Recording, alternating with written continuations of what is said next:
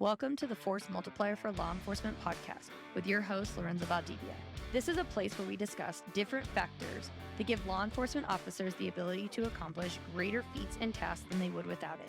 We will have unfiltered, candid conversations with those who have knowledge, know-how, and bring what they feel are these different types of variables to help keep our law enforcement on their top game. Enjoy today's show.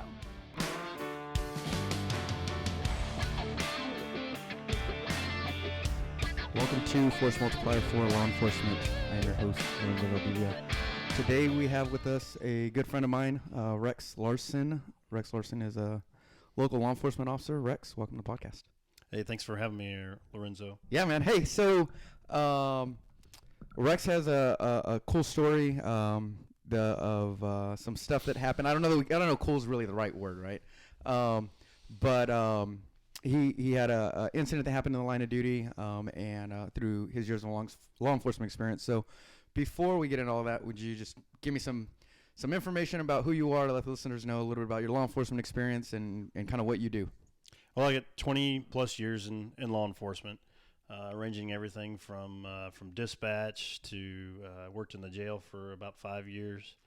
I worked in on the road for a number of years. Worked my way up through becoming a supervisor.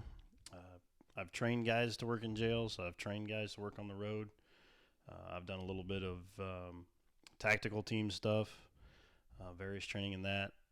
Training for child investigation interviews, lots of firearms training, as you well know. We do a lot of that, and a lot of defensive tactics stuff, various types along the way. Mm-hmm. Some, more in depth than others. Right. But I look. Here lately, I have been a school resource officer for a little over, it'll be 16 years. Oh, wow. Now, so. I didn't realize it was that long. Yeah. Feeling a little old. Yeah, especially with the younger kids in there, right? Exactly. They never get older, but you do. Yeah, I've got some of the kids, and when I first started, their kids are going to school there now. So. Got anybody that's come back to teachers yet? Yes. Yeah, got a few. Got 2 or 3 of them. Yeah. So one thing that we're really going to hit on today is we're going to talk on training a lot. But one of the big things with this episode that's going to be a little bit different than the others is we're really going to hit on a mindset piece as we talk through the podcast. So you started your career as young gentleman in law enforcement, right? Going through a police academy and, getting started on the road. What was that experience like? Going through the police academy and kind of coming on to the law enforcement piece? Yeah, I actually started my career in dispatch. So as I was going through the academy, I was actually working for the sheriff's department as a dispatcher. Worked overnight. So I kind of got to see a little bit of the what they call the data entry side, or behind the radio, mm-hmm. What so many of us don't ever see, right? They just go into the academy and first come out on the road. So it's a little bit more of a perspective. We've all been there. We get frustrated with a radio operator. It's like he's not listening to me, or, something like that. Well, they got a bunch of stuff to do too. So I think it gives me a different perspective on how to talk to, the radio operators, because they phones to answer, window, mm-hmm. Different stuff like that. So I kind of think that kind of helped me out a little bit to see the whole perspective and be a little bit more patient with our radio operators. and what the radio operators don't like to hear, like, show me here, yeah, right? Exactly. Yep. I saw a thing with Elon Musk. He took over Twitter, mm-hmm. and somebody, how they take the words and, they put their picture and put their own thing. Yeah. And it said, I officially banned the word show me from all law enforcement officers' vocabulary when calling dispatch. Yep. So you started in dispatch, and then that kind of led you and gave you a segue into as a commissioned law enforcement officer. Yeah. Did you go through a police academy, or was there a program, I guess, to get you from dispatch to a commissioned officer working the road? Well, I wanted as much experience as I could possibly get, as soon as I graduated from the academy. So I applied for the academy, had to wait, probably, I don't know, it was like 3 or 4 months until the next one started. So I really wanted to get into law enforcement. So the local sheriff's department at the time that I lived at, or lived the county that I lived in, was hiring for a dispatcher. So I thought, well, there's my foot in the door, just like any other job. Get that foot in the door and work your way up. And then after I went to the academy, the sheriff gave me an opportunity and put me back into the jail. Awesome. So you worked road and then you worked jail a little bit, right? So you have a unique perspective in that you've kind of worked the full realm of dispatch to road to jail, and then circle back around to road later. But what were those first few years like as a patrol officer or a sheriff? As a sheriff, hitting that road, just out of the academy and kind of trying to learn the ropes of what law enforcement is? Well,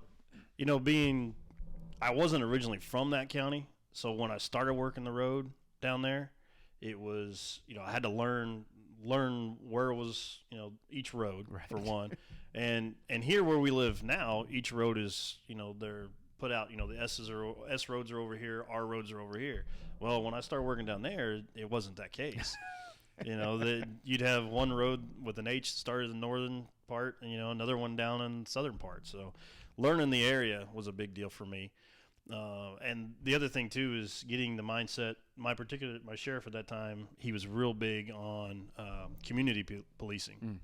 So he wanted you that if you drove around, you saw a farmer or somebody standing out next to the road, it was, hey, let's stop and talk. Which getting that early on, I think that means that's a lot.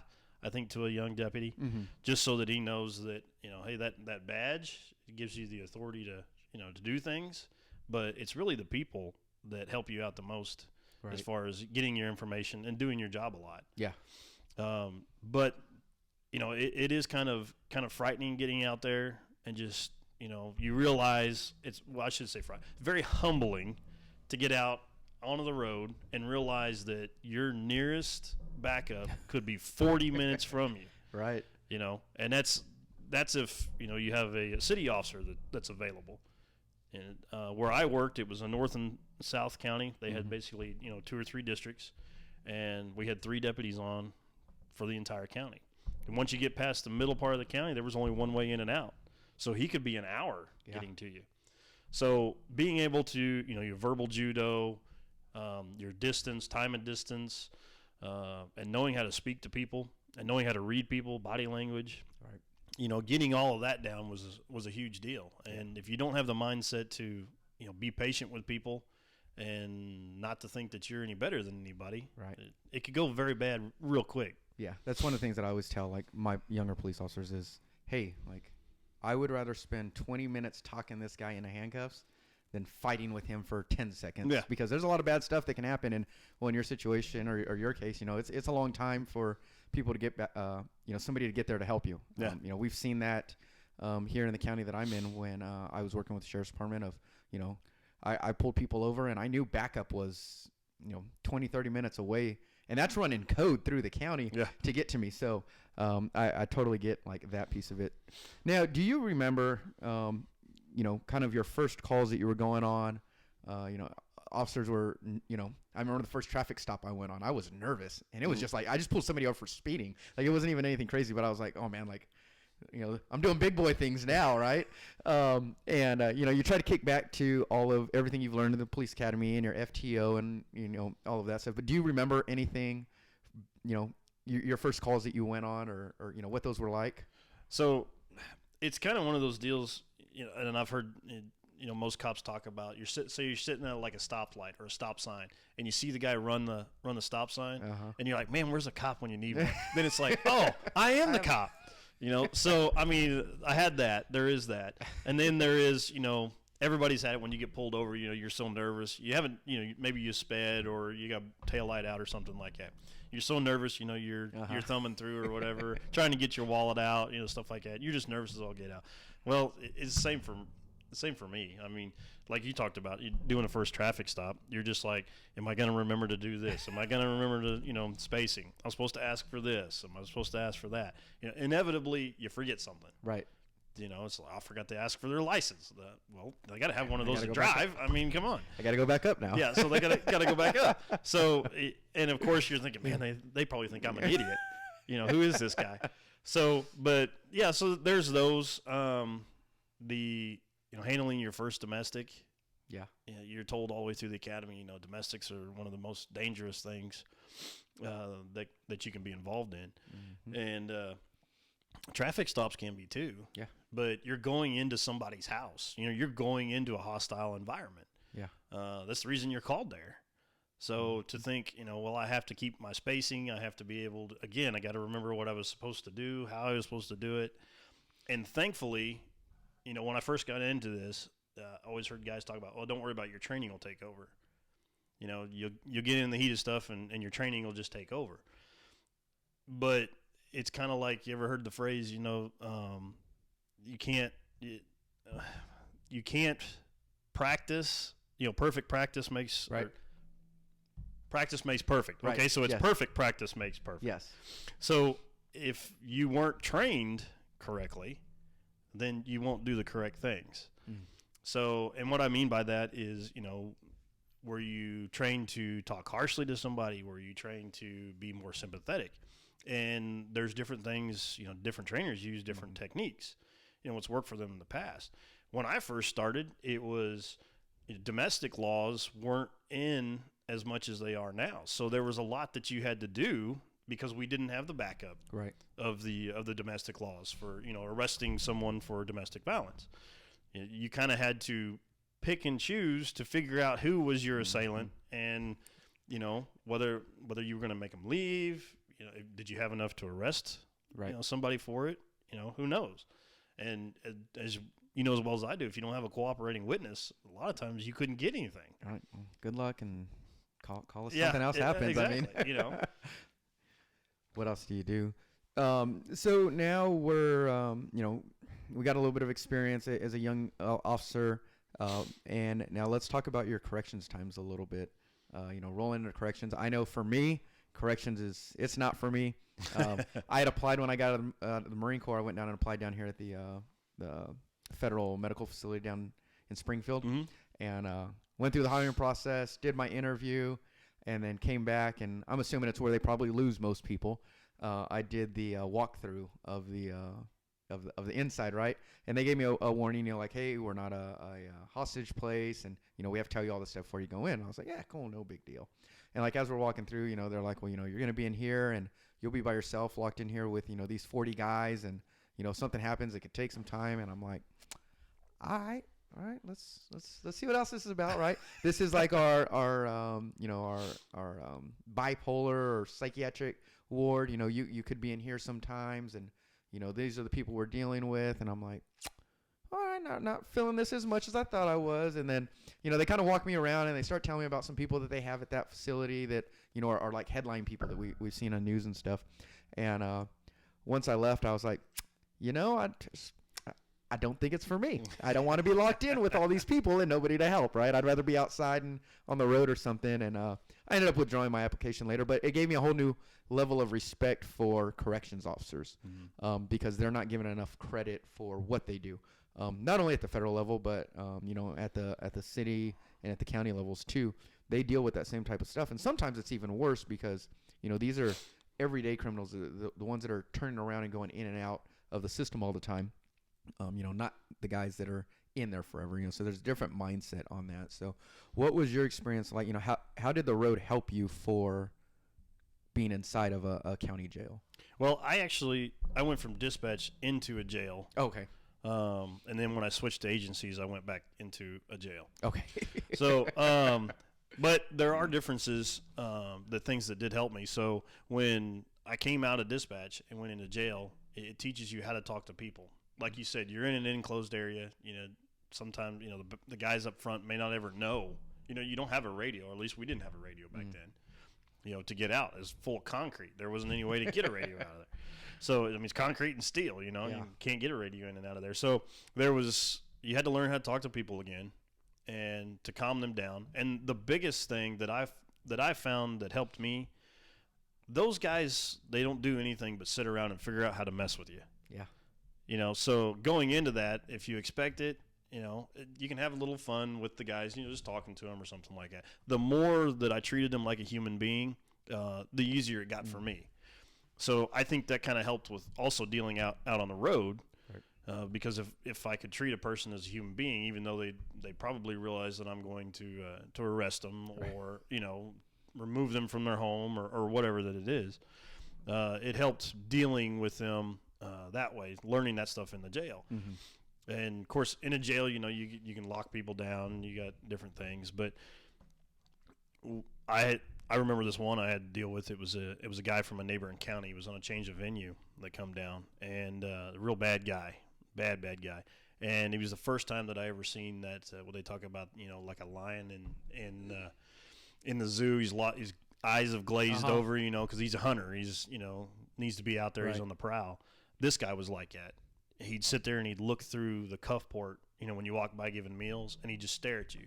And it was the first time that I had ever seen someone on the other side from law enforcement that actually looked at me like I look at a criminal, or looking at an individual that I'm there to take care of, that's a threat. Yeah. He'd eye you, look at the way that you'd move, those types of things. And you could just feel it was like it. And it's very unsettling. Yeah. Oh, I bet. Yeah, very, somebody very watching every move that you make. But that's all you had to do. Right. Yeah. And I got along with him just fine. Didn't have any issues with him. Now, some of the other guys didn't like it, so they had, other issues with it. But then going to the road and being out on the road, I think I was on the road for 2-3 years, and then left agency. Actually left the state and went to an even larger. I started out in about a 70-person jail, 80-person jail. I left, went down to Texas, and actually worked down there. And the one facility that I was in housed 1,200 people. Oh, gosh. Yeah. And that was just an intake facility. And a little culture difference and shock for you. Huh? Yeah. Well, just down there, a high amount of Hispanics. I didn't speak, any Spanish, anything like that. Backwoods boy from Missouri. Yeah, backwoods boy from Missouri, redneck. But like you talked about, hey, you're going to be locked in this room with these 40 guys. It was that way. I literally had 40 guys that I was locked in during that day. You had bunks lined to the right, lined to the left, all open. And these guys just milled around all day. They could go outside if it wasn't raining or whatever, into the day room or whatnot. But, that was it. My backup, I could call on the radio because at that time they had radios. Right. But you had one guy that came in there. But so if you had an issue, then you couldn't lock them down was the other thing, too. There's nowhere to lock these guys down. There's, the first jail that I worked in, they each had a room. 4 or 5 guys shared a room, so you could lock them down. So you had to completely change your state of mind on how you dealt with somebody. Yeah. If you had to kind of humor him for a little bit, let him go on, move everybody else that would comply off to one side, then you did it. Yeah. I think one of the best ways that when I was working here at the county and I was talking to a corrections officer down there and, kind of asking him, like, how do you do this? Like, the way that he talks to people, because I saw a difference. I'd never really worked in the jail because I always came from police departments, so we were never required to work in jails. And this was my first time at a county agency. And, as part of the FTO process, you have to put X amount of hours inside the jail. And I had asked the particular corrections officer in there, why do you talk to them the way they do? Because I didn't understand that piece, because he was, almost befriending them, but in a professional way, right? He had this relationship, and I was like, dude, that's not right. And he told me, he said, I have to talk to them the way that I do, because every time I walk out of that door, it's because those guys back there let me walk out. It's not because I get to. It's those guys let me walk out, and I have to build a trust with them that they're going to allow me to walk out and walk into this place every time when when I need to do something. And I was like, well, that changes the perspective on what you do in there and what the corrections officers do inside of there. And there's some, I'm sure you've seen those videos of those jails that, CO gets into a fight with a guy and you got the other prisoners that come up and help him. And that's where that comes into play. They understand that you're not going to go out after they get out of jail and go out to dinner and or send a Christmas card. They understand that part of it.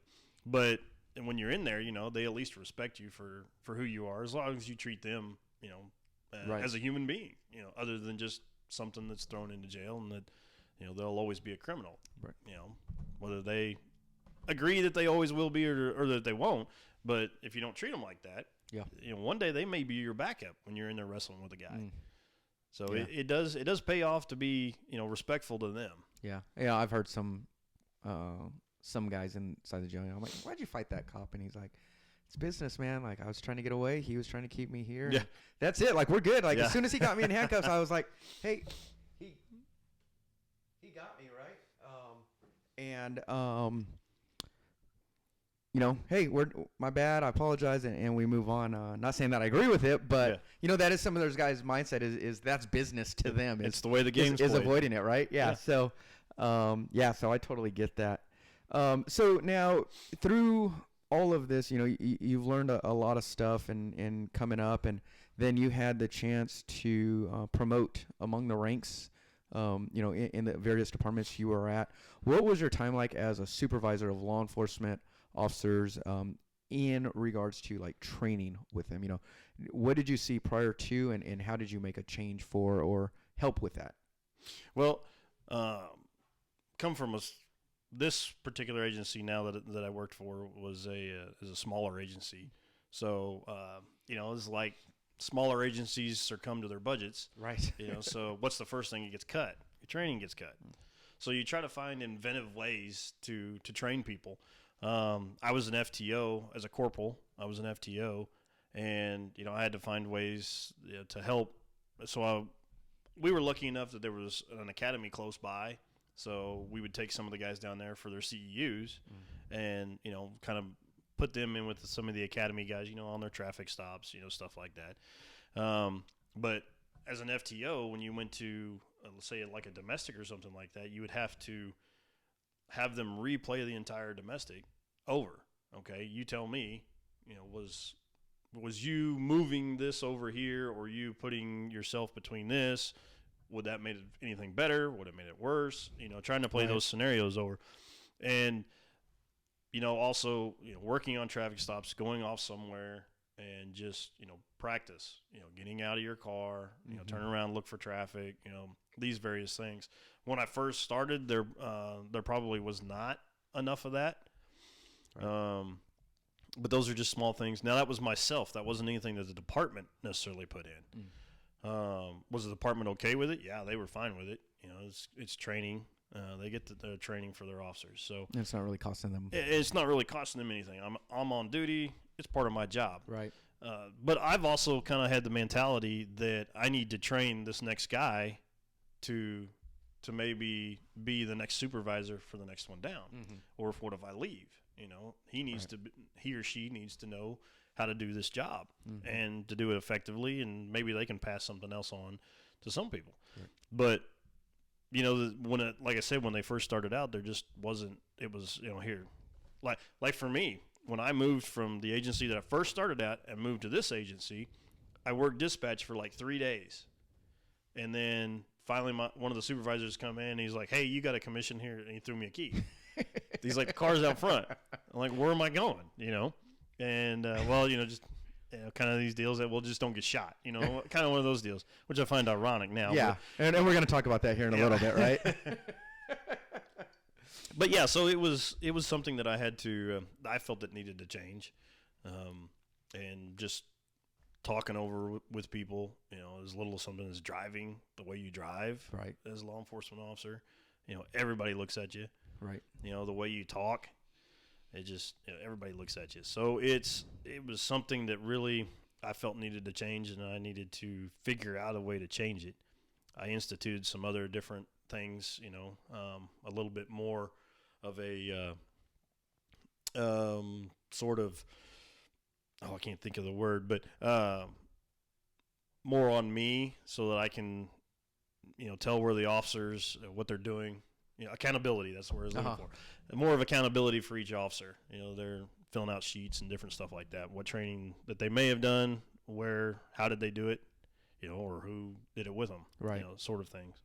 And then trying to find other trainings that were, we've got Fort Leonard with us right here, and so as an agency, you might be able to, try to get out there and use some of theirs. Yeah.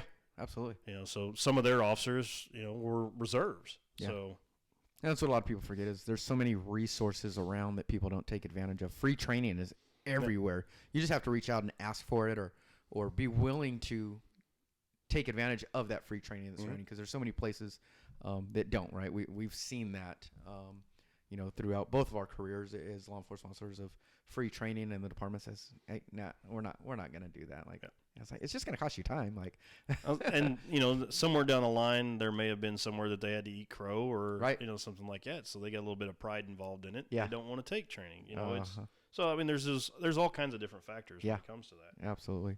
So let's transition a little bit. You'd made the joke or the comment, that somebody threw you the keys and said, "Here, take the keys, go out, go do cop things or whatever, and don't get shot." Yeah. That did happen on a night that you were on patrol, right? Can you kind of, before we get into the story, give the listeners a little bit of information about like the area that you worked in, kind of the ruralness of it, and what that was like, kind of set that scene of where you worked at the time. So at the time, I was the supervisor at the time. This is it's a very rural county. The place where this actually happened was in a non-incorporated town, barely a village, I guess is what you would call it. I think the population sign says 82 people. So until somebody's dog died or something, but so all of them count. Right? Yeah, exactly. Gotta get them all. But the nearest, you may have a highway patrolman. I think it's like 56,000 square miles or something. I can't remember exactly what it was, but very, no broadband internet. Even to this day. Yeah, well, yeah, even to this day, there's no.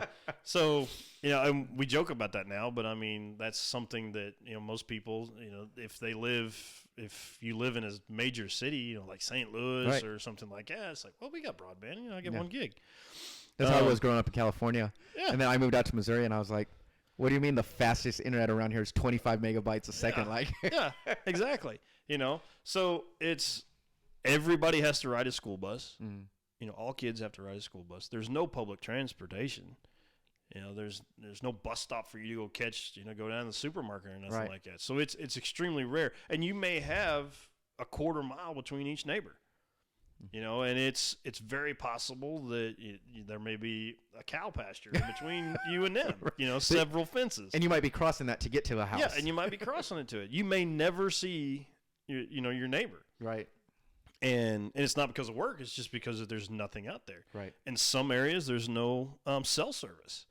So, I mean, it's just extremely, extremely rural. Or radio service for that Or matter. radio service, yeah, for that matter, especially in the southern part of the county.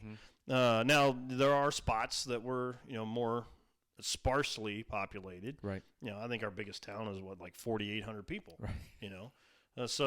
But if you don't count, Fort Leonard Wood. Right. I think we hit 5,000 now, so we've grown a little bit. Yeah, so just a little bit. But so it's, needless to say, it's very, very rural. Right. We all refer to ourselves as hillbillies still. So it's very, very rural.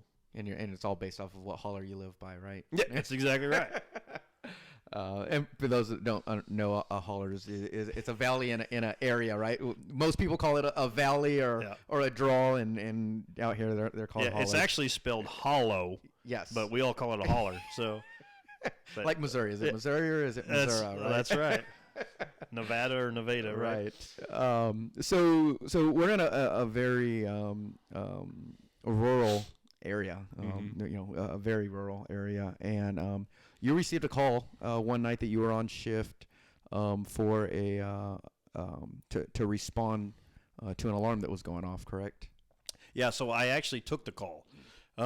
So we were due to have a meeting down at the sheriff's office, and they had dispatched it to one of the other deputies. And the road guys, I was the supervisor at the time, and the meeting was more for the road guys. It wasn't really for the supervisors. We were just going to go. So they gave it to one of the road guys, and I actually took the call. I said, no, he needs to go down there, so I'll go ahead and take it. So it was a burglary call. that actually come in from an alarm company. And most of your alarm systems, nowadays they have cellular backup. But used to, they were plugged directly into your phone. So if you cut the phone line or pulled the phone line out, however, and I'm not know the techniques of it all, but it would sense that it was either jerked out of the wall, cut, something like that. So it set the alarm off. Right. And believe it or not, people used to have landlines in their house. At one point, exactly. Right? Yeah, for you younger listeners.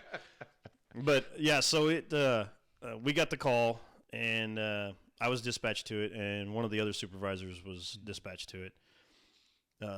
Pull up on scene, and the owner of the house, so it was gated off, and the owner of the house, it was a female, and she was at the gate opening it up. Well, she was, unbeknownst to her, the alarm was going off. I think, if I remember correctly, she actually got the phone call from the alarm company on her cell phone while she was standing at the gate. So this is around 2006, so there are cell phones. A tad bit more expensive, but so she's actually there. I tell her to leave. At the time, we had very, very familiar with her and her, estranged boyfriend. They weren't married, and in and out, domestics. We were there quite a few times. So I had asked her if she'd seen him, and she said that she had not. So I got her out, and when we drove through, now keep in mind, we would classify this guy as sort of a small militant. Okay. So he had tree stumps that he had cut, these little bitty cedar trees, and he'd left these tree stumps up about 4 or 5 inches, and that'll come to play in a minute. But when you drove down his road, he had made a makeshift pull spike. He had a little shed parked at the end of his driveway, and he had rigged up a chain and a pickaxe. Oh, wow. That when he'd hit a button, the pickaxe would fly up and it would drag whatever it was down his driveway towards this building. It would disable a vehicle, right, is what it would do. Take out a transmission pan, oil pan, tire, whatever that it was. Well, I knew it. Just kind of drove around it, passed through and parked my vehicle in a place that was as good as I could get, for cover. It was an A-framed house. It had big windows on the front of it, and it was like a log cabin setup kind of deal. And on the right-hand side, I went to the right, and the other deputy went to the left to go, basically we see the front door, nobody at the front door, and the alarm was a back door entry. So I walked around the building. Now there's no windows on the side of the building that I went to. The windows, the rest of the windows in there, he had actually taken 1-inch oak planks and stuck them over each of the windows so he could actually close the windows and have a little peephole there he could shoot out of. They were all hinged, and so I mean it was. He had a fortress out there. Yeah, it was a fortress. He had an escape route down out of the bottom out there, so if he needed to get out, he could go through. Well, when I come around the corner, I couldn't see the back door because it stuck out from the house about 6-8 inches. Mm-hmm. Excuse me. So I couldn't actually see if the back door was broken. Well, I'd kind of stepped out around the corner and to look to see if I could see it, not exposing my entire body. Always train, expose as little of your body as you possibly can. So that's what I did. I kind of, leaned around. Well, when I leaned around, I stayed out and reached up, grabbed my radio. A lot of us wear our radio mics, up on the lapel mic, up on your lapel. So I reached up to give the radio, tell them, hey, I've got a back door that's broken, probably somebody inside. And the ex-boyfriend, the estranged boyfriend, his truck was parked right there at the back of the house.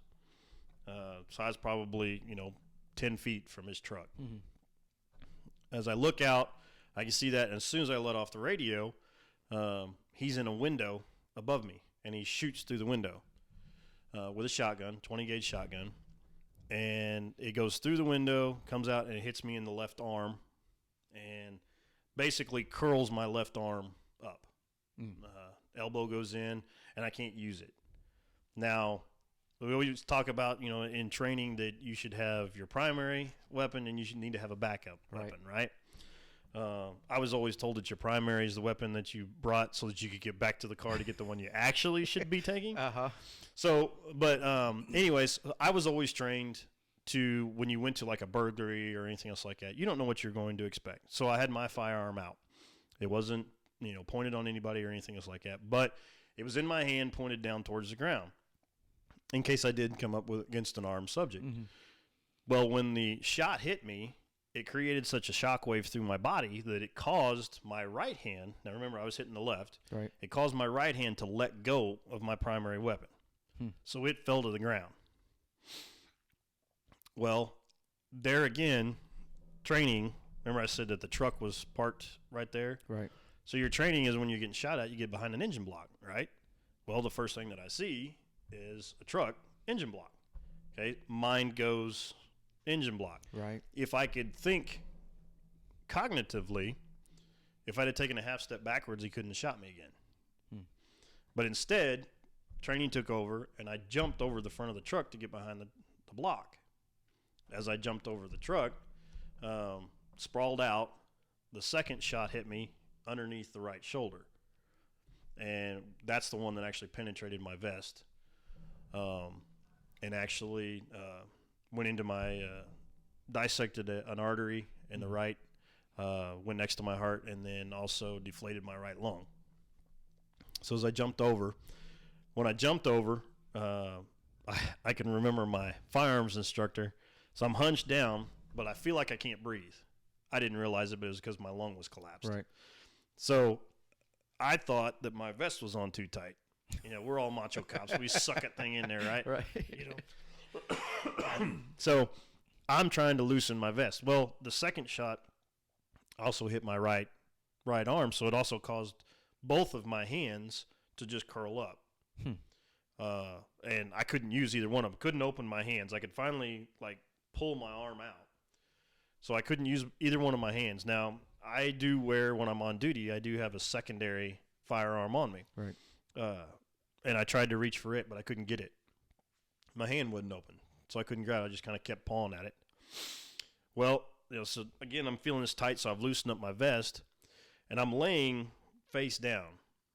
And I'm like, okay, I know that I've been hit, and I'm trying to triage myself in my head. It's, can you breathe? I can breathe. Can you see? No, I can't see because I got blood all over me, all over my eyes. So I know I can breathe, okay? I can't see real well, but because I do have the blood in my eyes. Right. Does anything work? Does anything not work? So I'm sitting there just kind of triaging. Well, about that time, the other deputy had come around from the other side, and he fires 6 shots into the first one, gets on the radio and tells them. Well, so then my next deal is, always trained, okay, communicate. We're always talking about communicate. Right. What do you got? Where's he at? What's going on? Communicated to him where I thought that he was. I've been hit, and I'm triaging to him. Of course, unbeknownst to me, he doesn't remember none of it. He's not hearing any of it. He's just looking at this bloody guy laying down on the ground. And so he fires the first 6 shots. And the amazing thing is when you talk to guys that have been through, scenarios or things, they always talk about you either have auditory exclusion, you get tunnel vision, those things. And I had all those, but I had the reverse. So I was very, very pinpointed on everything that I remembered. Some people are like, they don't remember anything or nothing like that. I can remember seeing down to when he did a tactical mag change, I could see the round in the end of his magazine that he stuffed into his pocket. And then when he switched it up, I mean, it's just, I can remember the color of it, how he did it, all of it. So after he fires 6 rounds in, he gets on the radio and he tells the dispatch what he's got. Right. And they get an ambulance on the way. And he fires 7 more rounds. I don't know if he had ended up hearing what I told him, but he fires 7 more rounds into where I told him that the guy was. So after that, he's talking to me a little bit or whatever. Well, my abdomen's hurting so bad. Remember I talked about those tree stumps they left up? Right. Well, I landed on one of those, right in the stomach. So when I landed there and I rolled over and finally pulled my vest apart, and all I could kind of see, I could probably see maybe 6-8 inches in front of me.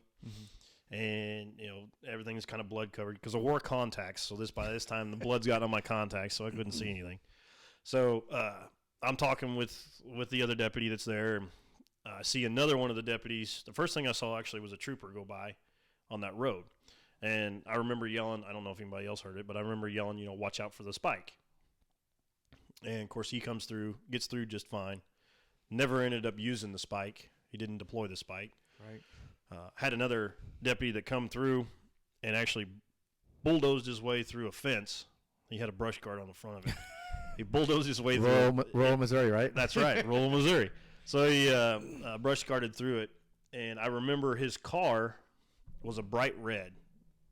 I don't know how it ended up. All the rest of our cars were dull colors, but his was a bright red. And it was a canine car.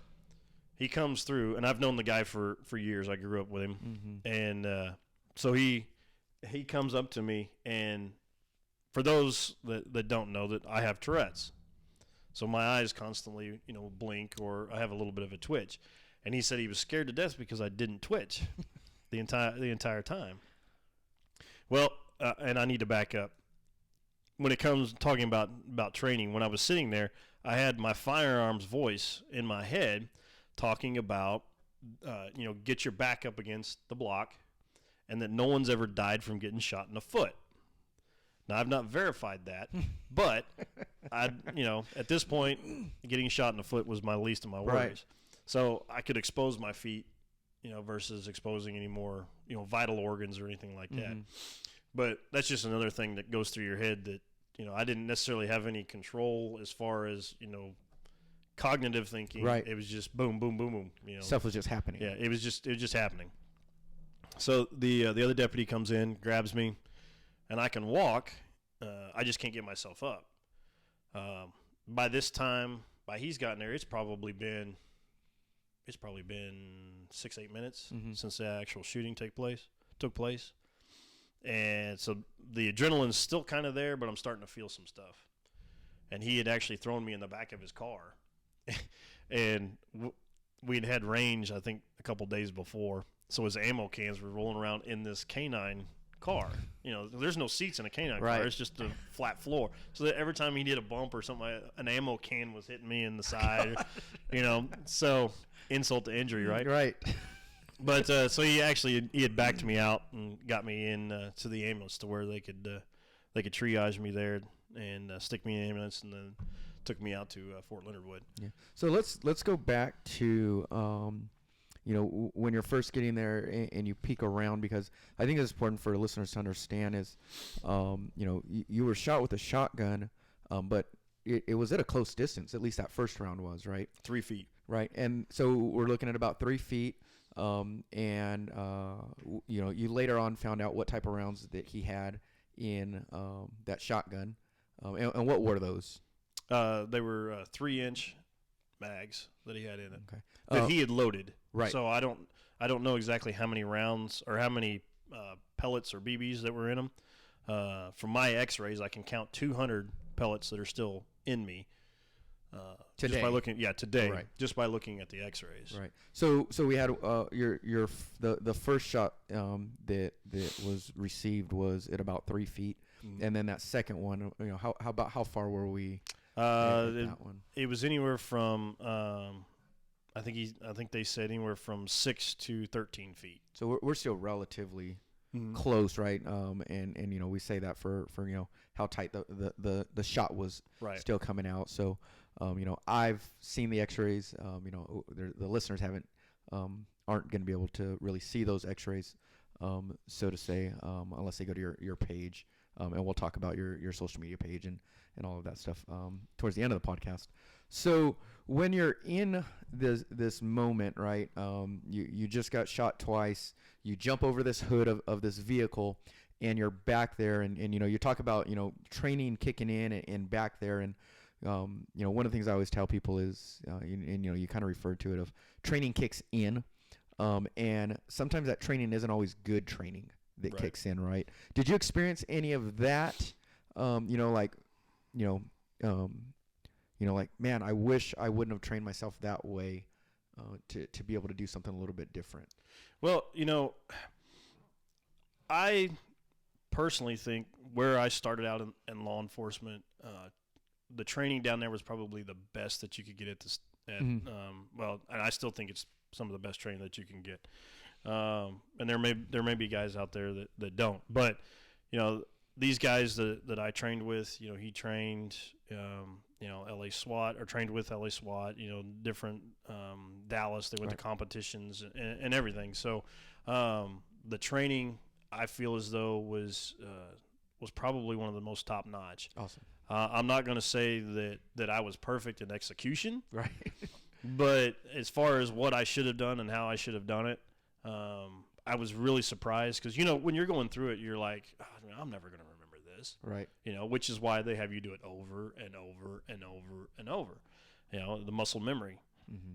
So what I was trained, I do believe in part did save my life, and even to the fact of that I heard my firearms instructor telling me, hey, nobody's ever died from getting shot in the foot.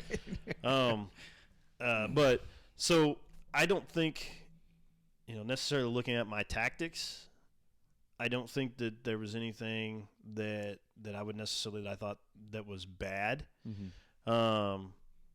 But the only thing that I've always kind of wondered was, why didn't I take that step back? Right. Because if I had taken that half step back, he'd not been able to shoot me. Because, it was, it's 10 or 12 inch thick because it was a log house. It was an actual real log house.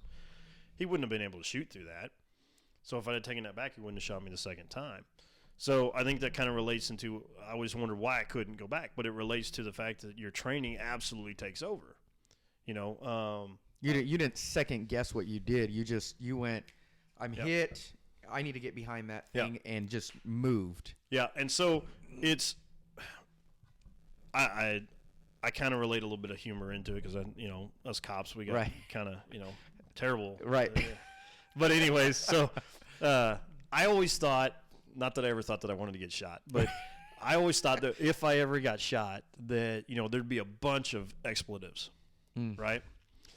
Well, the only thing I said was "ow," but when I say that is because you always think that you're going to do this when it happens. I'm going to be the big bag man. I'm going to stand there just like they do in the movies. I'll take one, do a mag change and go out. It doesn't. The only thing that happens to you is that you go to your training. And, whether you can, it takes years and years of practice to be able to pull yourself from what you would do, your fight or flight. Right. I never was to the point that I needed to run away. My thought process in my brain at that particular moment in time was I need to get to a more tactically sound position because I knew he shot me from behind. So I knew that I had to get to another spot so that I could get my backup weapon and so I could return fire. Right. And the whole time that I laid there, it was me trying to get my hands to work so I could get up there and try to get back in the fight. And that was another thing that we were always told, get back in the fight, get in the fight. And that was something that every time we were on the line, we didn't train on static lines. It was always movement. Shoot from behind barricade, move to the next barricade, kneeling, prone. So that's why I say some of these, because I've been to other departments now that they don't do that. It's, Right. You go up and you're standing on a firearms line. And I know we're talking about firearms, but it goes everywhere else too. Absolutely. You're standing on a static line at 10 feet. Okay. Fire 5 rounds within, this time. Okay. Which part of it is okay. You're putting that stressor in of time, but we had to do, jumping jacks, them go out there and try to do a mag change. And, some of us are old and fat, so we can't breathe as well as we used to. But so that's when I say that those things, and that all stuck with me. And it was just like a switch. Right. You were in the military. There's things that you were trained, and I'm sure that, when it hit the fan, you were, I don't care about what I'm eating. I'm doing this. And how did I get here? Like it just happened, right? Yeah. And it's kind of like some things that you see in the movies where a guy blacks out and the next thing he's here and he's in a different location. So it's that, and I think Dave Grossman talks about your primitive brain, and it goes into that mentality, or it goes into that stage, right? And it's whatever you've trained that to do, whatever you've trained your body to do is what's going to do, right? And now talking about mindset, you just got shot. You get over the truck and you're back there and you're fighting for your weapon. And one of the things that I always have trained people, and we train in the police academy, is when during training, when you get shot, you don't die. You keep going, right? We fight through that, and that's a lessons learned from things that happened many years ago, where police officers were getting shot and falling on the ground just because they got shot. And it wasn't something that maybe would have put them at that. Did you ever have that, like, I might not make it through this, or was your mindset more of like, I need to push through this, and I need to help myself to be able to get back to a better place to be able to defend myself? So I never had the thought, I've had people ask me, well, did you ever think you were going to die? I have never thought that I was going to die. My thought process was not, I'm going to lay here and die, So, whether you call it your faith or whatever that it is, but it was my thought process, and what I was determined to do was to get back in the fight. And there again, that goes back to what our instructor always preached at us, always yelled at us, get back in the fight. You're not done. You're not done. One of his most famous sayings is, bullets fail.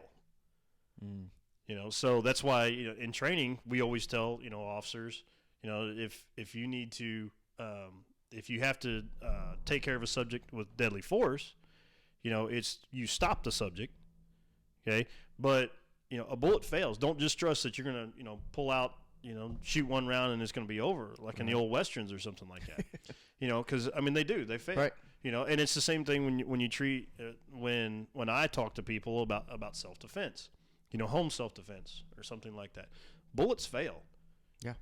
Don't trust that one bullet's going to take care of what's going on. But you have to teach yourself that. And you got to teach yourself that I'm not done if a bullet hits me, because it works in reverse. Right. Bullet hits me, I'm not done. Right. And now that I've lived through it, I will tell you it rewires a person.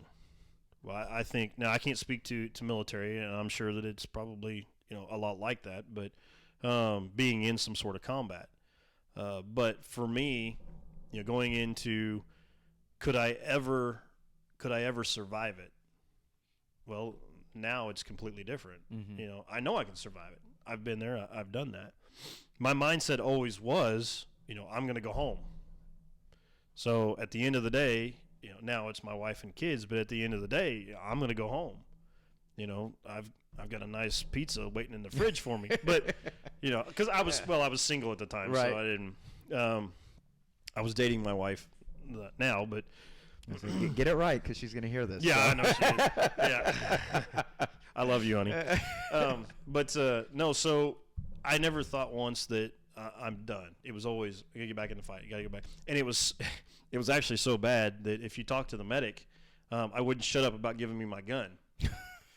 And because I kept yelling at him, I need it, even though when I was in the ambulance, right? For whatever reason, I could not let go of the fact that I still need to fight. Now, did I necessarily feel safe? I don't know if I did or not, sitting in that ambulance. I trust the individual that was there with me, that was taking care of me, the triage and me, taking care of me in the ambulance. I trust him with my life, but I still needed that. I needed that gun. Right. Of course, he wouldn't let me have it. He took it. Right. But so yeah, I still needed those things. Right.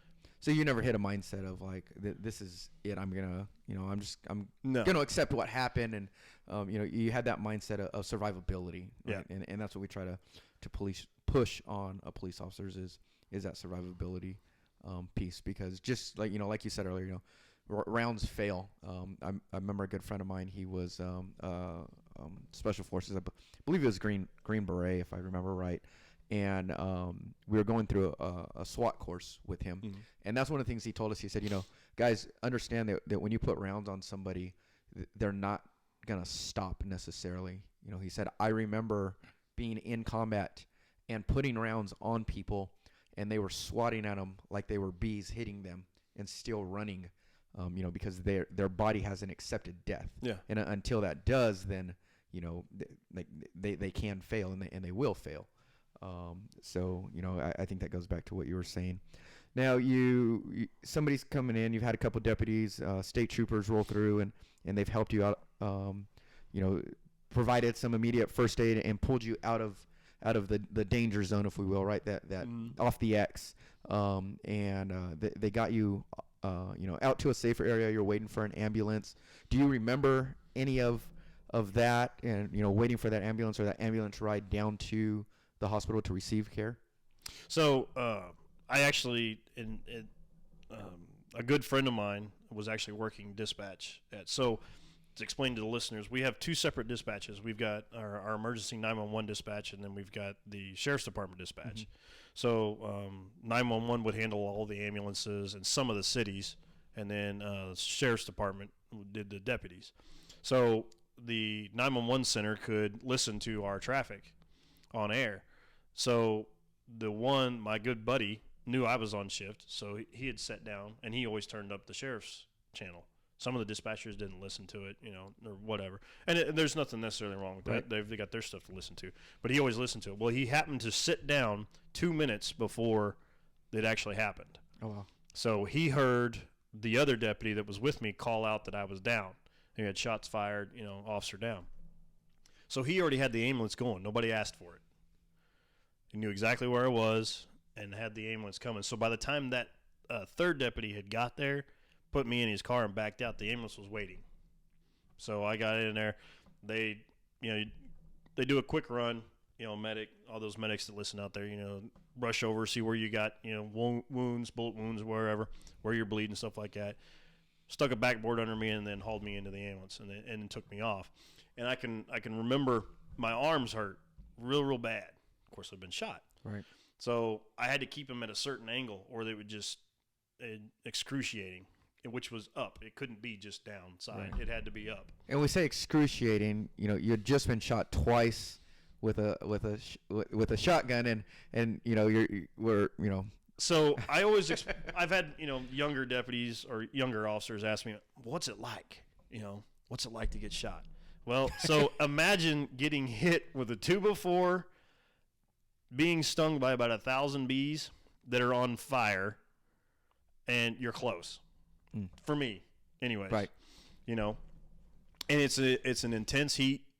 You have the impact, and not only that, but I was wearing a bulletproof vest, so you have the that vest is stopping some of those rounds, so you have the amount of force that was against the vest back against your body. Right. So I got total bruising. I was black all the way around my body, and which I would put out there for training people. Most people don't realize you're not supposed to wear a vest tight. It's supposed to be loose to absorb some of that energy. So again, another one of those macho things, right? But anyways, so in the van or in the but in the ambulance when we were traveling, they're doing their triage stuff and he's giving me medication and things like that. I can it's kind of, my eyes have blinked enough that I've gotten some of the blood out of my eyes, mm-hmm. and I'm starting to see, and I can see the individual that's working on me, and I'm talking to him, and I can remember the driver, which working in a small department, we know most of our medics, right? Or in a small community, we know most of our medics.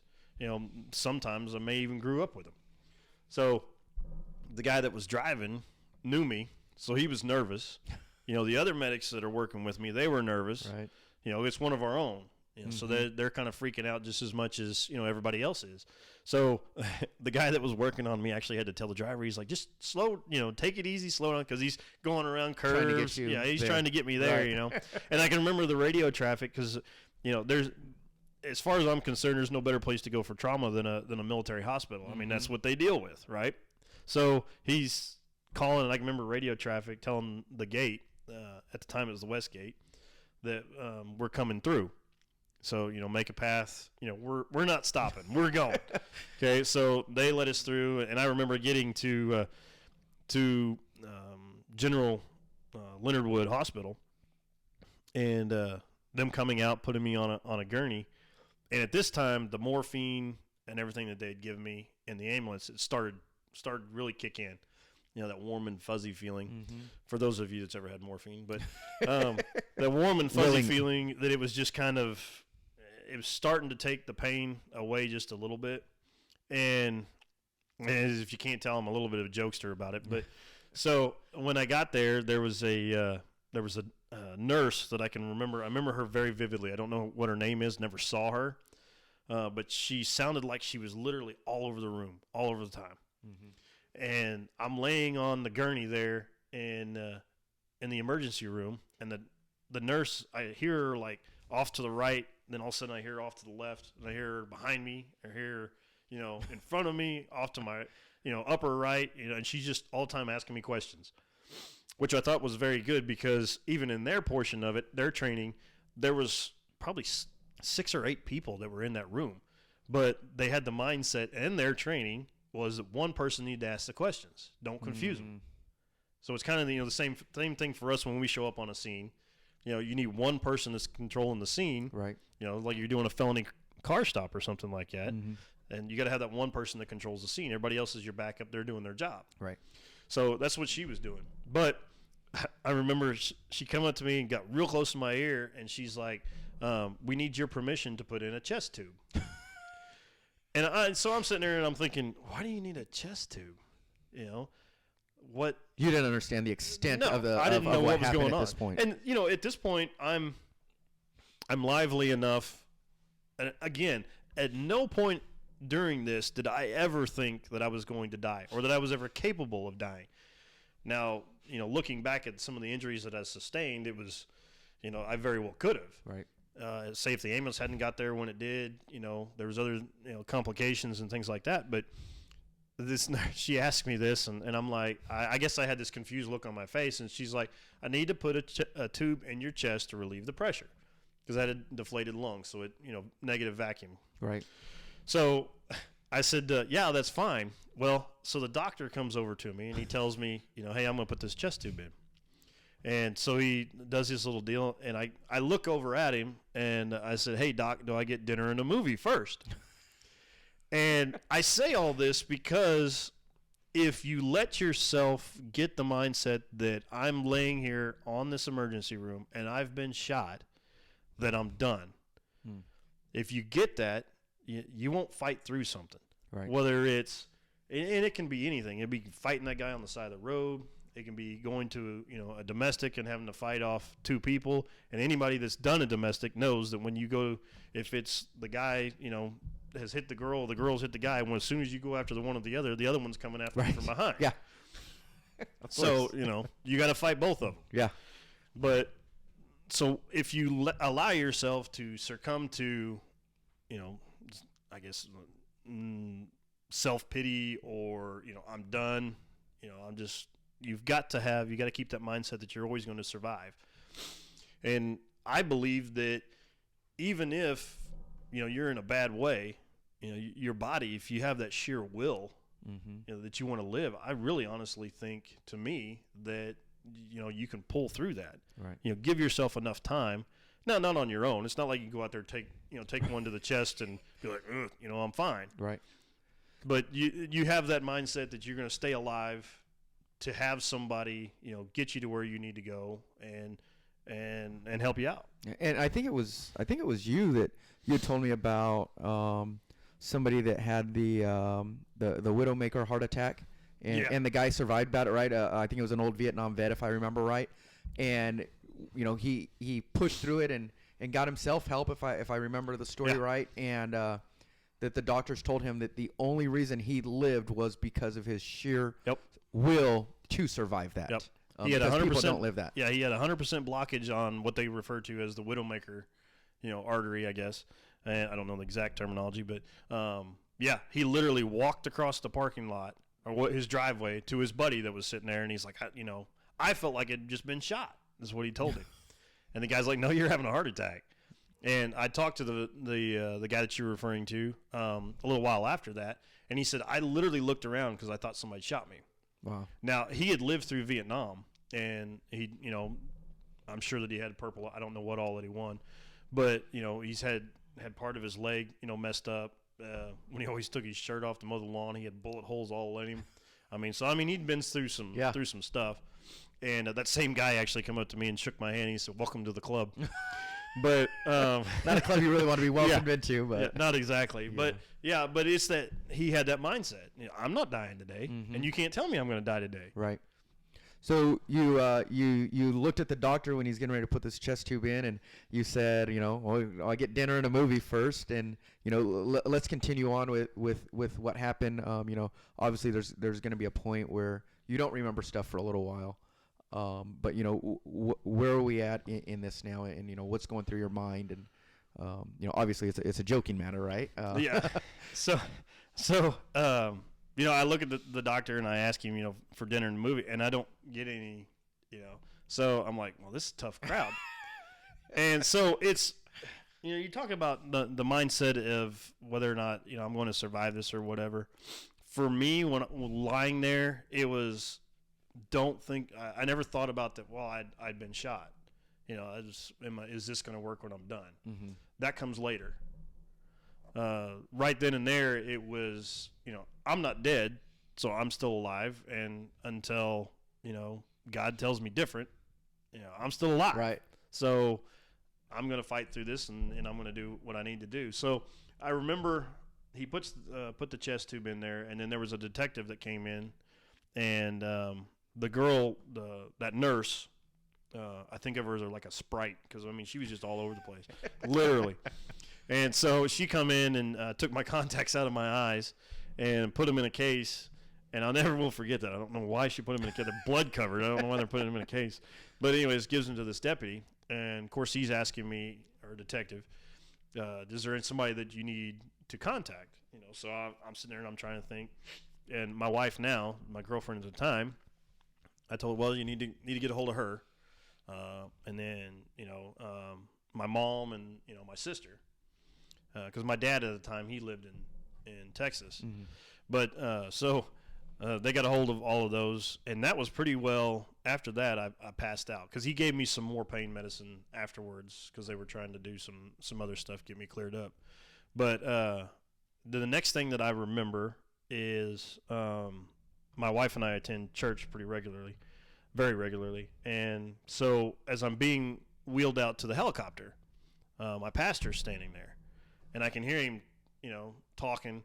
Well, my aunt, well, it'd be my uncle by marriage, but he was standing there also. He was a Fort Leonard Wood firefighter, and he was standing there, and he, said, "Hey, I'm here." Of course, I can't see anybody. Right. All I can hear is voices. I can see light and stuff, but he's there, and he's telling me, "Hey, I'm here," and I can hear my pastor, and so they're loading me into the helicopter, and I go flying off. Well, I pass out there. And I will say one thing, though, with the first agency that I worked at all the way through this entire incident, they flew me to Springfield. And when I got there at Springfield, I've worked with almost every single person that worked on me, even when I got to Springfield. So I'm in the helicopter. I passed out. I wake up in the helicopter. Because anybody that's ever had morphine knows your nose just itches like crazy. So I wake up, my nose is itching. So the flight attendant, she sees me. Of course, I've got my arms up because, again, I can't lay them down. So I've got them up. And those helicopters, this was a rear load helicopter. Okay. So my feet are up by the pilot. He's just kind of off to the right of my feet. And the no, it wasn't either. My head was up towards the pilot. I'm sorry. The flight attendants are sitting on the jump seat, and I'm looking over, and she looks at me, and I'm like, trying to get it. I can't. She's like, "Are you okay?" And I said, it's itching. So she takes the mask off and gets a little itch or whatever, puts it on there. Well, when I'm sitting there, there's those things have portholes in them, and I remember this. I don't know if it actually happened, but I'm pretty sure. I remember the porthole was open. And I could feel the wind on it. Well, my arm is right next to the portal.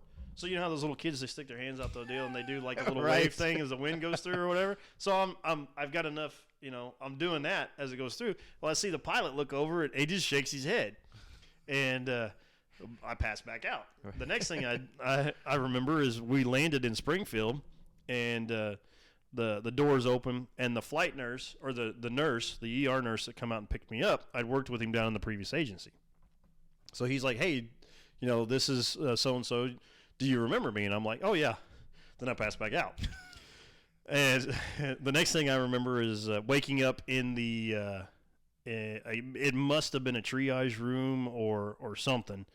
I remember my wife now and my sister and my mom were standing there, and they were talking with a doctor, and they were kind of arguing about stuff. And I say arguing, they weren't really arguing, but the doctor had asked me who I wanted to be notified if something with my Right. cases or whatever. Of course, I'm thinking, my wife is sitting here, or soon to be, but so her, and then I put my mom on there. Everybody puts their mom on their stuff, right? All right. Well, for whatever reason, I know it was a stressful deal. But my sister was stressed also, and she's like, "Well, I want to know stuff or whatever."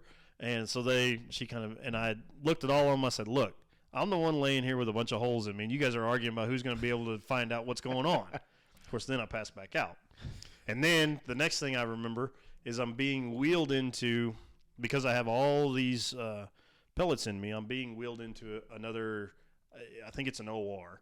Mm-hmm.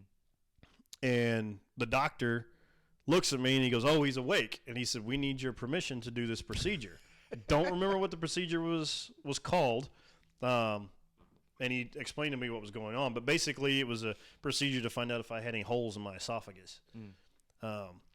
So I pass out there.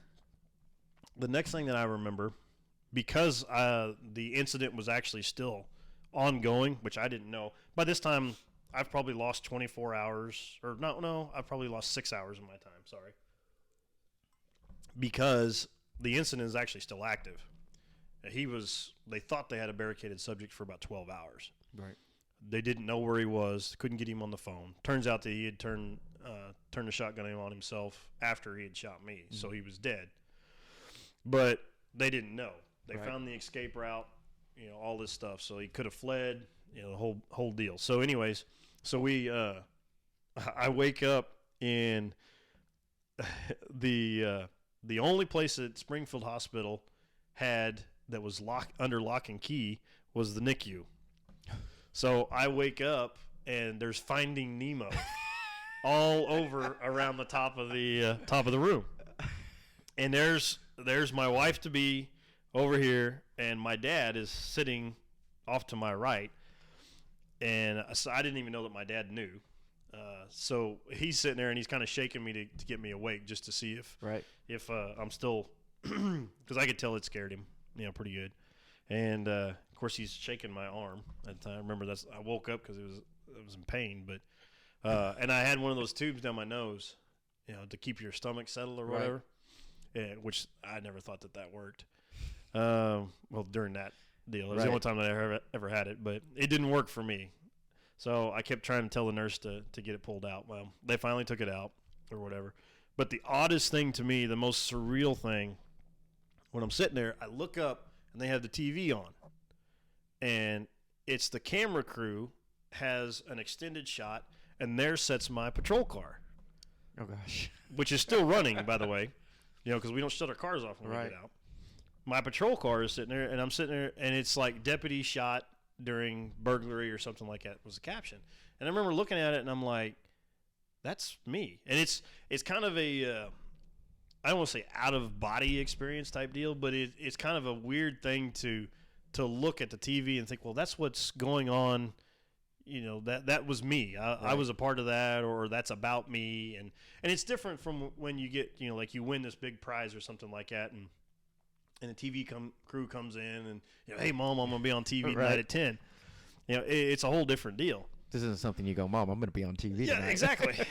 So it's kind of, it was very, very surreal. And, then you're sitting there and you start to get to thinking, okay, what happens now? Right. I wake up and I didn't realize any of the surgeries that I'd been through. I had abdominal surgery, they exploratory abdominal surgery. So they just cut into me and pulled out. I had bowel perforations, so they had to go in and fix the bowel perforations, which is a very extensive surgery. I found out, but no one ever told me necessarily what was going on. Then you start to set in. I can't use my hands very well. I couldn't open my mouth. I got 12 pellets that are in my head, and I have 4 that hit each jaw, and I actually had one that hit right in the middle of my chin, and it broke my lower jaw. Didn't dislocate it, but it broke it and fractured it straight down. So all the jaw muscles and tendons had seized, kind of. So I actually had to take those long tongue depressor popsicle stick deals or whatever. So my wife would help me. She would shove popsicle sticks into my mouth to get it to open up, because I could not open up myself. And the hospital gives you Jell-O, and I'm sure everybody loves the hospital Jell-O. Well, it's in 1-inch cubes. I could only open my mouth a half inch. So my wife, the first time she goes to do it, lifts up this 1-inch cube Jell-O and tries to stick it in my mouth. Well, it hits. She's like, "Well, open up." And I can't open up. So she sticks it there, hits my lip, and it falls off. So she eventually got it taken care of and got it chopped up to where I could get it. But then you kind of sit there and eventually the people come by, they say hi, and they leave. And then you're sitting there by yourself. You get your friends and your family that come in, and then the kind of the surreal thing, which is what some of the things I don't think that we talk about in law enforcement. We're all supposed to be tough. We're all supposed to, macho. We can handle anything, right? Is the peer support that you need from those other officers. Now, it's a hard thing to deal with. For us to go see, a brother in arms laying in a hospital room because he's been shot, it makes it real. Right. This is going to happen. This can happen at any time.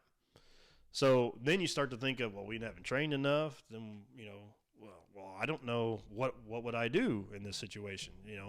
Do I even want to stay in this career? Right. And when they start to come by, it feels better each time that you had one of your fellow brothers in arms come by and see you. It's great to have your mom, your dad, whoever come by and see you. And there was people, my cousins, that would come by and see me, and that's all well and good, but you see another brother in arms come in, and he's sitting there, and you just kind of shoot the breeze or whatever, and that helps a lot too. That helps your mindset. And then they start asking the question, "Are you coming back?" Well, then you start thinking, well, can I come back? Here it is. I've got a chest tube, in here. I've got to breathe in this machine and get so much volume of air, intake, before I can even leave the hospital. So, for the rest of life, I got, this scar on the side of this chest tube to come out. I've got a zipper scar from my belly button down about 6 inches. And so you start to think, does certain things work? Like I said, my hands didn't work. I couldn't feed myself, couldn't cut up food. My wife at the time, she cut up my food for probably 6-8 months just because it wouldn't. And to hold like a simple soda can, I had to use 2 hands because all the nerve damage that was caused, it would just drop. My hand would just open. And I'd drop it everywhere. So I was always, going around. Of course, I couldn't drive for the first, I don't know, several weeks. And I'm a very independent person. I like to get out and do my stuff, Yeah. But so I wasn't able to do that. And then you're like, well, okay, where do I go from here? So my mindset switched to, okay, now I'm going back to work. And let me backtrack. I had a deputy that come in that when I was in the academy, he got shot. Worked for Polk County. And then he worked for Greene County at the time that I got shot. And he come in and seen me in there. And he always told me, he told me at that point that you won't be able to work for the department that you got shot at anymore. Just because, there'll be someone recognizes your name. Man, I was doing this when that happened. Okay. It's just like people with 9/11, what were you doing during 9/11? They know exactly what it was. So it's every time, well, when you got shot, I was so, I was so mad or, this.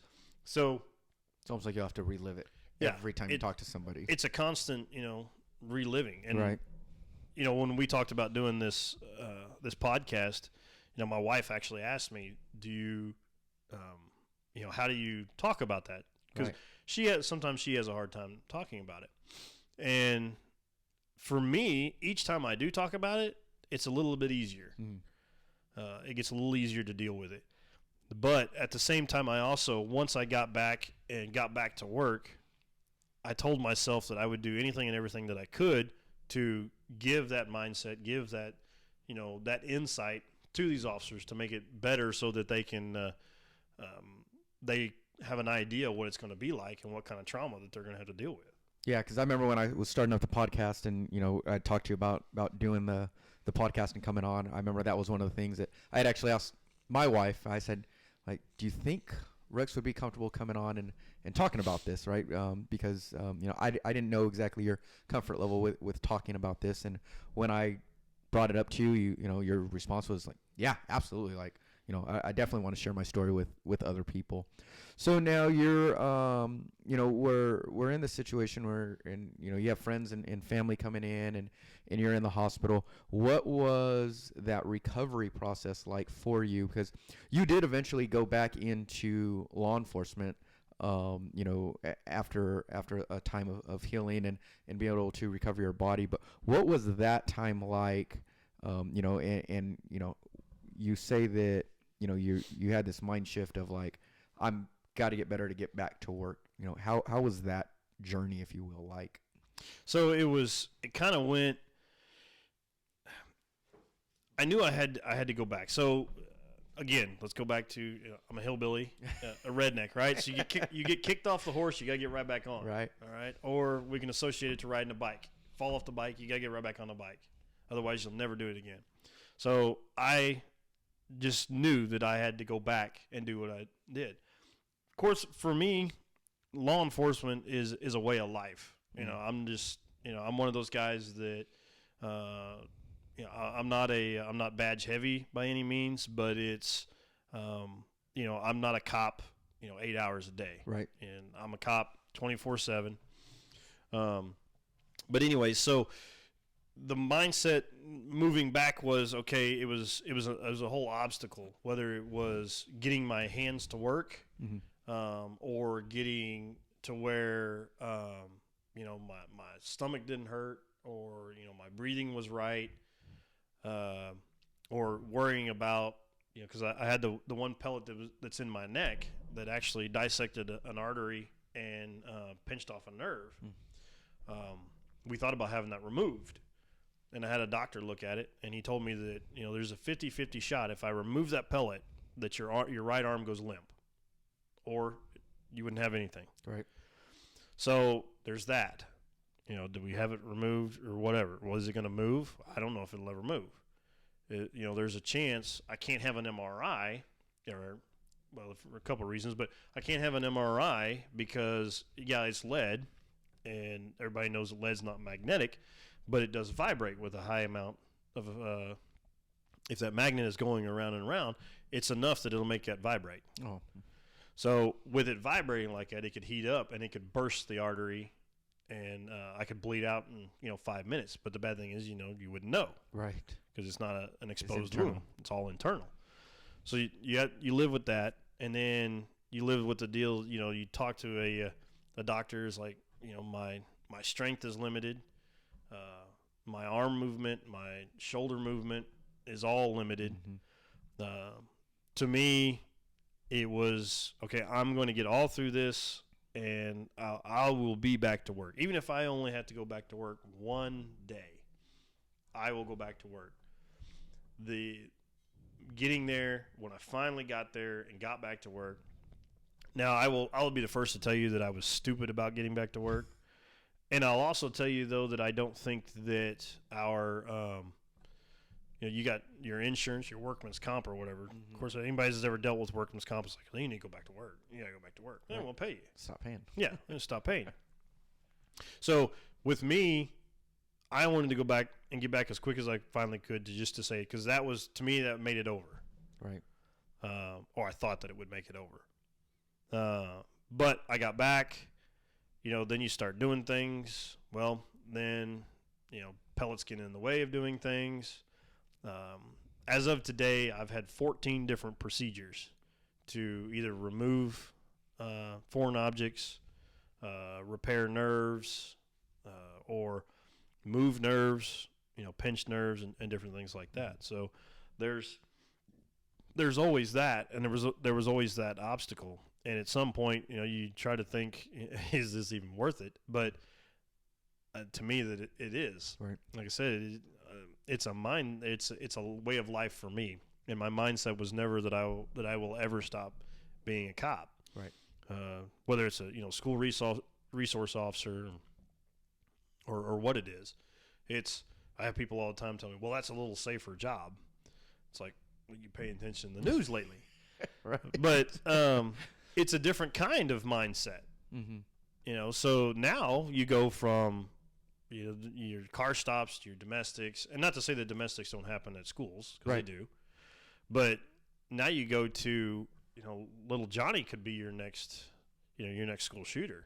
Right. And be prepared for that mindset of this isn't an adult, this is a kid that I might have to stop the threat with, that I may talk to every single day. Mm-hmm. I may see him every single day. Then you deal with teen suicide. I've had one of my basketball players that I coached that did. Mm-hmm. And so you become more emotionally attached to the individuals that you're constantly dealing right. with. But your mindset is, you still have to keep sort of that mindset that at any time you have to rise to the level to either go hands on, or you have to find yourself in a deadly force situation. Right. So what has life been like? Recovered now. You're doing the school resource officer. Working with kids. How has that event changed your life now with your outlook on training for law enforcement? Has that made an impact on what you do or how you talk to police officers? Because you said earlier that your wife talked to you about, like, are you sure you want to come on? And you said, I'm going to use this to get officers out there to training, right? Which is what we want to do with this podcast. Is we just want to get officers out there. We want to get departments out there training. How has that affected that piece of your life? So I think it's made a little bit more determined. I've been able to go speak at a few academies on people that know me. Working in a rural department, we don't have a whole lot of contacts. So getting out there, you see these other guys that are out, and they've go on a speaking tour or something like that. I just didn't have the contacts for that. Mm-hmm. But working with the area departments, talking to them, it's been a real. When I do talk to them, I think I portray enough that it's sincere enough and that it's real enough that I hope that they take it, as that, and then I hope that they take it to heart and they actually listen to what I have to say. But I mean, you and I have done some active shooter training, right? Together and stuff. So talking to those other guys, but it's very imperative to me training guys, even before I got shot doing FTO, but now it is on how much that you're aware that an individual can turn on you at any moment in time.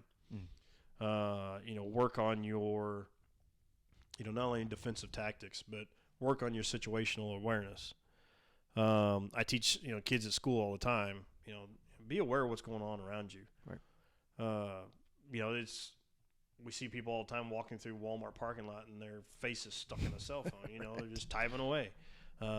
Makes you just want to walk up to him and do that old tree joke, boom, hit him in the forehead and you ran into a tree. Didn't even see you. I literally watched you walk. Yeah, exactly. So it's kind of like that. And I have, I've been a part of training some officers that I told them that I just don't think this is you're cut out for this.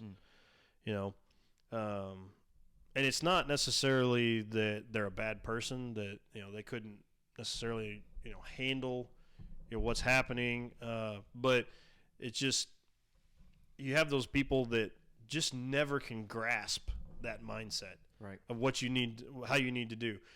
You talk to some people, and it's always that their mind has changed, that they've gotten a little hard during becoming a law enforcement officer. You know, I don't like people, you know, kind of thing, or whatever. Don't like crowded areas, and it's not necessarily that we're antisocial. It's just those areas I can't keep track of every single person that's in there. Right. And that's what the same thing that I try to get to some of these younger guys, or people that are just fresh coming into it, is, you know, you got to be aware of every single thing that goes on. And if you don't learn anything else from me, in my situation, I knew that there was a window there. I did not take into account that he was in that window, or that somebody could be there, could be there. You know, and that's another thing too. You know, situations all run through my head. Now, the one big thing that still plagues me is I have an immense fear to walk up to a front door. And it stems from because I walked up to a front door or to a door and got shot. So it takes a great deal of thought and effort on my part to walk up to a door. You know, it doesn't matter what door it is. You know, I walked up to yours today, and it's still, you know, kind of tough. Right. But, you know, especially to a total stranger, that's even worse. Right. So you got to change that mindset. You got to go through and you got to work that out and figure out a way that you say, okay, it's okay. You know, you're not always going to do this, or this isn't always going to happen. Danger isn't always behind that next door. Yeah, and it's, you know, the you know, your therapists call it the doom thoughts. You know, where you have your nightmares and things like that, and you're constantly always thinking about worst case scenarios. And I still do. But I'd like to teach people how to use that. Okay, instead of when you're writing your report, you're writing a report out to beat that defense attorney, right? Right. You're trying to think of every single thing that he's going to think of. Nope, I'm going to answer that dude right here in this report. Okay, so why don't you do that when you're walking up to a scene? Okay, dude's going to jump out that house and start shooting. Okay, nope, I'm going to be ready for that. Here's my cover. Okay, or here's my concealment. All right, you know, girl's going to come out flying out here with something in her hand. Okay, you know, nope, I can get behind, you know, this concealment over here, or I can move, I can get off the X. You know, I'm able to get off to here. Just like when you do your defensive driving, you got to have your way out, right? Same thing goes to here. You're walking up to a house, you know, you knock on the door. Don't stand in front of the door. You know, get off the X, stand somewhere else, back off, you know, 5 or 6 feet. Right. And so it's just those types of things that I feel that you can teach those guys that are coming up that they just don't absolutely think about. You know, we treat a basic academy is just that. It's basic. Right. You know, you teach them how to semi-write a report. You teach them how to semi-talk to people. And I keep referring to domestics, but that's a big one. You know, you semi-teach them how to do traffic stops. You know, but it's kind of designed to get all these people in, you know, and get them out. And, you know, we've upped the amount of time that an academy takes, you know, and I say that in Missouri, you know, your post-training is 120 hours, what it used to be actually it used to start out 40. Then went to 120, you know, and then it was like 470. Right. I think mine was like 980 or something. Yeah, it's something crazy now. Yeah. I want to say it's like 1020 now. Yeah, so it was, you know, we get more time in there, but, you know, it's almost like they're trying to fill that time with just a filler thing. Right. You know, I mean, it includes PT now, which is great. I always thought that it should. But what else are we doing? Are we giving any more time on, you know, defensive tactics training? Are we giving any more time on, you know, verbal judo? Are we giving any more time on tactics, period? Right. You know, I didn't learn tactics when I went through the academy. You know, you did building searches. You kind of moved through, but you spent like a day on it. Right. Yeah, and that's not near enough time. Yeah, and things have changed, right, based off of incidents that have happened, right? Yeah. You know, we didn't used to carry patrol rifles in our vehicles until the LA bank robbery, right? So it's always changing, and there places are making better changes for good. Right? I remember academy that I used to teach at. They would spend 4 hours on how to use a baton and 2 hours on weapons retention. And I went, guys, like one. Let's survey the crowd. Who carries a baton anymore, right? And out of 50 people, we might have had 3. Right.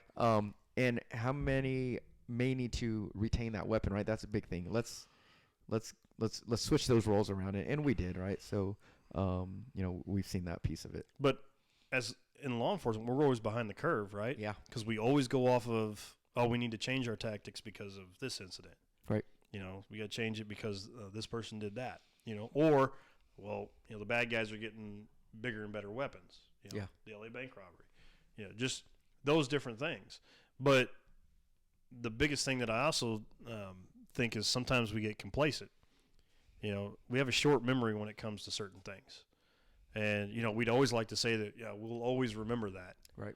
But then, budget time comes around. No. And like we said earlier, the first thing that goes is your training. Right.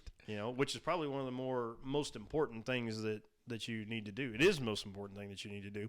But I think that also comes down to maybe we could put that or get more of the lower level supervisors, your corporals. Hey, you're having a slow night. Take him through, go take him into the sheriff's department. You guys practice building clearing. Okay, or grab a couple of the guys and you go practice, a domestic. Go practice traffic stops. Just all that. And it's just practice. And then rate yourselves. Look at each other. Oh man, I could have done this. You open yourself up for this. Right. You exposed your weapon too fast when you come around from a corner. And it's all those types of things. And if we can get that down there on that lower level, I really think that'll help. And that doesn't cost anything. You're already paying those guys to come in. Right. So, but then also, like you said, there's so many resources out there. Why don't you ask somebody to come in and, help us train for a little bit. Or look within your department. People would be surprised with how much knowledge is inside of their department that they don't tap into. Yeah. Well, let's we're gonna kind of close here a little bit, but there's a couple things I want to hit on real quick before, Rex is super humble to himself, right? But there's a lot of people here who look at you as a hometown hero, and you received some awards. I know you received a law enforcement Purple Heart for the actions that happened that day. Mm-hmm. What else did you get from that? And I don't want to sound like you got an award for getting shot, right? I know, right? But there is stuff that comes with that, right? There is some recognition for where you put yourself, in that situation, right? In a dangerous spot, right? Well, I received the department's Combat Cross. I also received a House resolution, and then I also received from the Fire Chiefs and Police Chiefs Association. I received a Purple Heart from them, and then I was also inducted into the American Hall of Fame, Police Hall of Fame, out of Tampa, Florida. Mm-hmm. But those are the physical awards that I get. I still have people, like I said earlier, that come up to me and thank me for different stuff, and I'm grateful for that. But I don't. We were talking about this before we started, but I have a hard time talking about myself. So, and it is. I'm not a person. I don't like to boast about it. Right. And and here, within the last few years, as you know, that now I've ran for sheriff and plan to do it again. So it's been real hard for me to put myself out there like that and say, hey, this is everything that I've done. Right.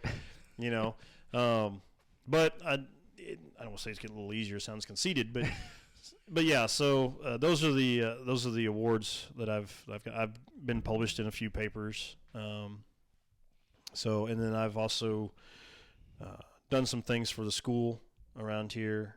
Implemented some signs. You've created a little controversy on the news around here, right? Yeah, but no. So I did create. Had a sign put up on school, basically, that it says that at this school district that the staff may be armed and we'll use any force necessary to protect, our staff and our students. Right. Same thing as putting out like an ADT sign out in front of your house. Okay, it's the same thing. But it did captured one of the local news medias, and then it did make it out to Colorado. That I know for sure. Yeah. And people can go on it and they can find the news clip if they that look up your name. Well, anything else you want to add, or anything that we've missed that you want to put out before we? No. So I do have a social media page. Yes. Like we were talking, I ran for sheriff, and like I said, I'm planning to run again here. But my social media page is just Rex Larson, and it's Larson. You can look me up on Facebook. I don't have a website per se now, but once the campaign gets in a little bit more, you can reach me through the social media page. Any questions or anything, and if there's guys out there with departments that local or not, that want me to come speak, tell my story, my side of stuff, I'm always happy to do that. I didn't go out like you and get, any kind of certification to teach, I have a general certification, I guess I should say, but to teach, defensive tactics or nothing like that. But I did go down and have, so I am a Homeland Security instructor. Mm-hmm. I did go get that, just general instruction. But, if they want me to come out and speak, I want to get my story out there. And not only is it therapeutic for me, but I hope if I just save one person, that's the big thing. Right. If I change one person's state of mind, whether it's, I hate to see somebody leave, but if it's someone that thinks, maybe this just isn't for me. Right. And that person leaving, if that saves another person's life, then I believe that I've done what I'm supposed to do. And that's just a different mindset right there in itself, right? Of maybe somebody realizes it's not for them because of a story. And we're going to link all of your contact information in this episode's description. And if the listeners want to get a hold of you, they can always reach out to our social media page, out to my email, and we'll get them connected with you via that way too. Awesome. So appreciate you coming on. We've talked about your story, and I've never heard it in this depth. So it was kind of cool for me of how many years we've known each other, and helping you with the last campaign and going forward with the future, to be able to hear a little bit more detail and be able to ask a couple questions that I've always wondered of what those moments were like for you. So again, I appreciate you coming on. Appreciate you sharing your story. Anytime. And, I know it's going to make a difference out there. So I hope so. And as we do every week, we remind our listeners to get out there and be better. Be better for themselves, be better for their family, be better for their friends, and most importantly, to be better for those that they interact with daily in their communities.